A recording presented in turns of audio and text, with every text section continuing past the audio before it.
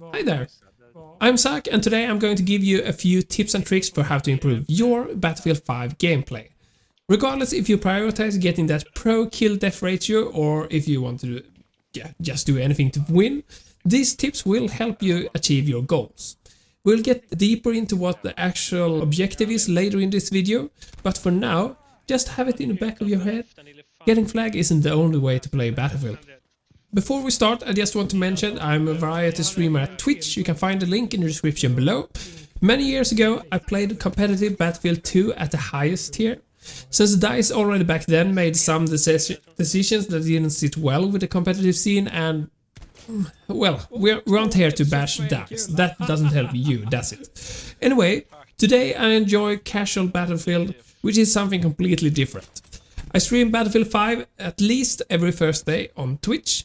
Also, make sure to not miss any tips and tricks in the future. Hit that subscribe button and make a kitten happy.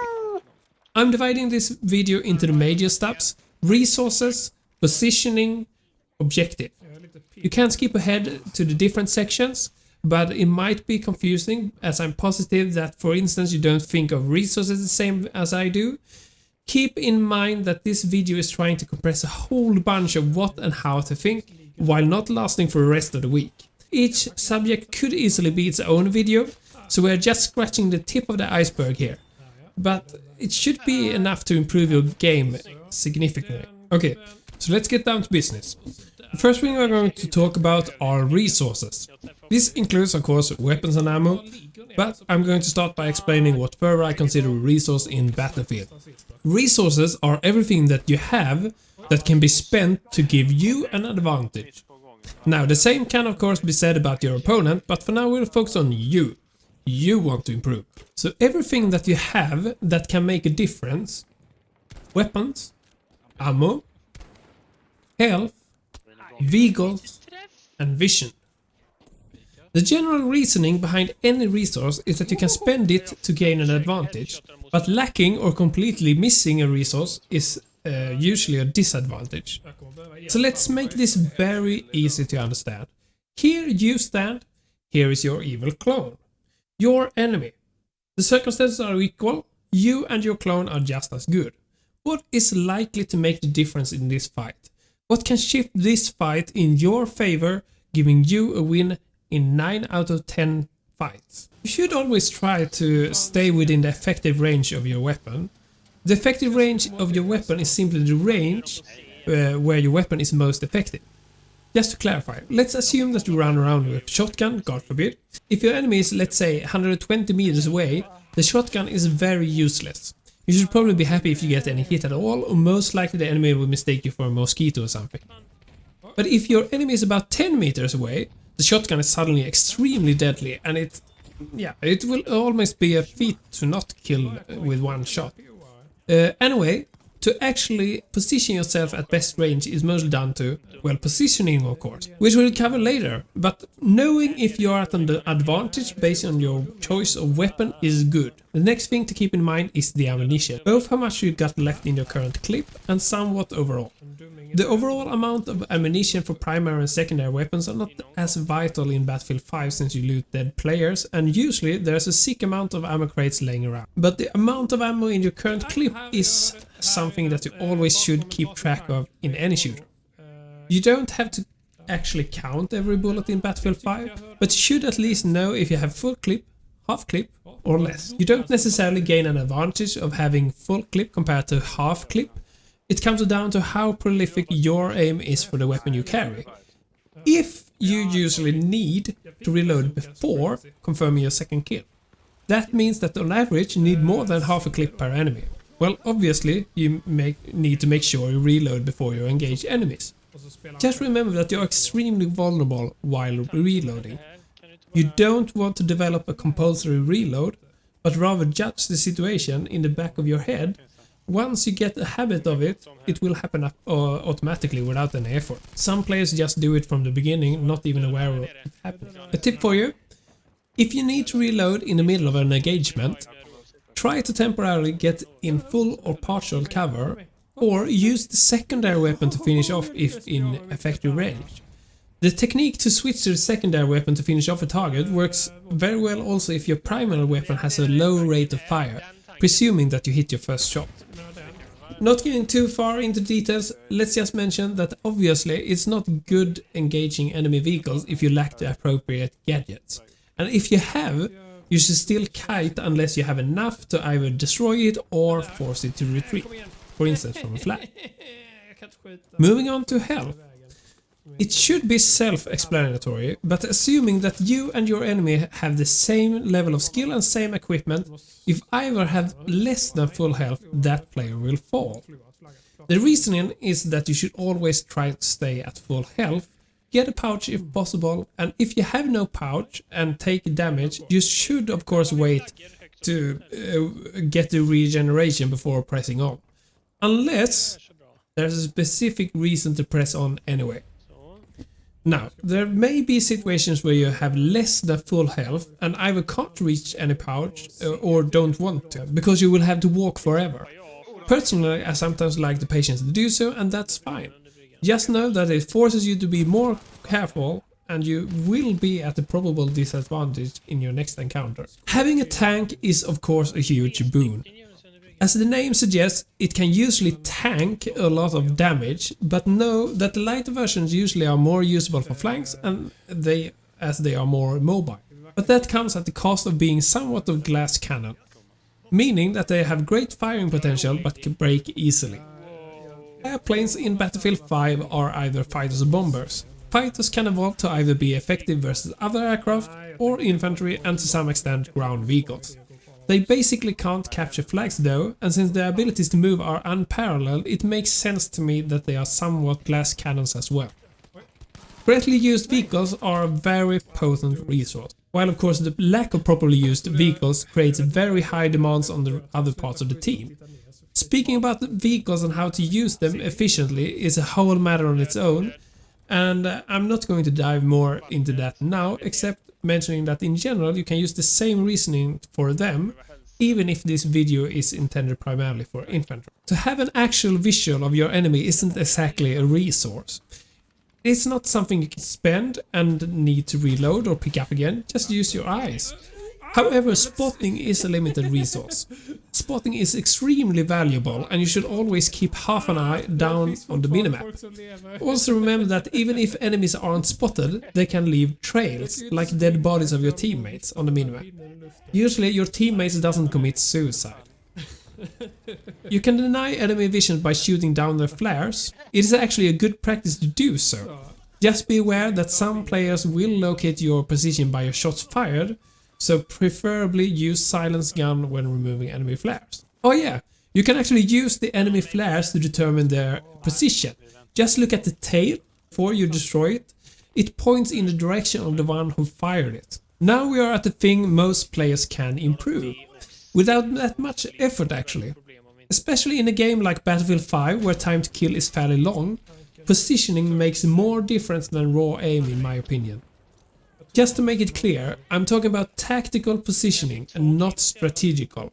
Strategic positioning is when you look at the entire map and you try to assign different squads to different positions to hold a line, to push a target or to create a global flank. Needless to say, in a non-competitive world, that is nigh impossible to achieve. Trying to direct 32 different players with no communication, no relation is simply set to fail. Even with a commander who could give orders to different squads, that was pretty much non-existent. Tactical positioning, however, is about every encounter. How you position yourself against the opponent that you're facing or just about to. That is totally in your control, and while you still have limited influence of your squad mates, assuming that you don't stack, you can still utilize what everyone else is doing. With a limited amount of time, I like to split positioning into corners, high ground and flanks. What's up with corners? Well, no, it is where one wall meets the another. Yeah, about that. Well, a corner is basically any cover that you can find in the game. It can be an actual wall, or a stone, a lodge, or some grass, or even smoke. Not all corners are solid, and specifically in Battlefield where DICE tries to make the landscape alive, you might suddenly realize that your corner disappeared. So why call it a corner if it isn't an actual corner? Look at this picture with you and your enemy clone. Let's add a corner here. Now pause for a moment. Think about what just happened. I claim that one just got the advantage. Who? Why? Let me know in the comments below if you guessed right and why, or just keep the answer in your head for a while. This is usually something that, for instance, Counter-Strike players are very good at, utilizing corners to gain advantage. Look at the player standing near the corner. That player just has to move this little to be in cover or to fire. When able to fire with guns or other hit scan, this is called line of sight or LOS. Now look at the other player. That player needs to run all the way here to be able to get line of sight. That's half a marathon. Meanwhile, that player is absolutely exposed. So yes, you guessed it. In almost every scenario, the player closest to the corner got the advantage. Now we know what's up unless the tank blows away the corner. What about the bush and how can smoke be a corner? Pretty much anything that is between you and an enemy is a corner. If just for a reload you don't even have to cover your entire body to reduce damage taken, even if it isn't ideal of course. Some things, like smoke, don't stop bullets at all, but are still useful as you get protection from obscurity. Here are a few bonus tips regarding smoke. If you remember where a downed enemy is, you can just wait for a second or two and then fire upon the body. Chances are that someone is trying to revive him or her. Sometimes you can try to just randomly fire in the smoke. Remember, you miss 100% of the shots you never take. Warning though, if you listen carefully while within or near smoke, you can learn to localize enemies based on sound. Furthermore, bullets do traces even in smoke. If someone fires, all you need to do is to aim for the origin of the traces. Finally, about smoke, if you suspect someone is close to you, try to melee. While you can't see, the game will perform a takedown if you are close enough. Just like corners, you can kite or engage enemies around pretty much any object. There are a lot of them in Battlefield 5. Use them to your advantage by staying close to them and move unpredictably to throw your enemies off guard and increase your advantage. High ground, a word commonly used in shooters with undulated terrain.